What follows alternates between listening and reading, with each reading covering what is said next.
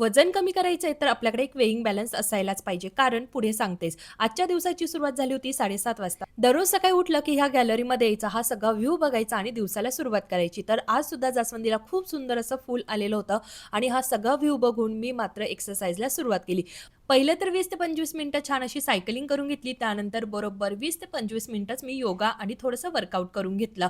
8 ते 10 दिवसापासून मी दररोज माझ्या स्वतःसाठी ना पाऊण ते 1 तास देत असते. छान वर्कआउट करते, एक्सरसाइज करते.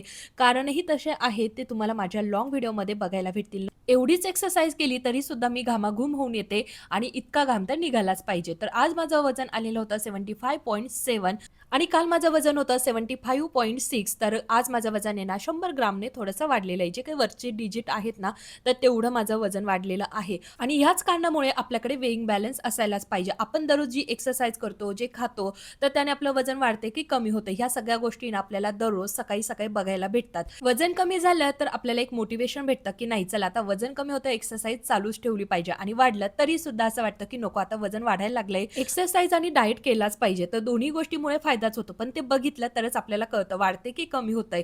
पाहिजे की नाही मग वेइंग बॅलन्स घरामध्ये? तर तुम्ही कमेंट करून सांगा. देवांचे गाणे लावून दिले. त्यानंतर मी झाडू, फरशी करून घेतली. जे काही कालचे सुकलेले कपडे होते ना, त्याच्या घड्या घालून घेतल्या आणि ज्याच्या त्याच्या कपाटामध्ये ठेवायला घेतलं.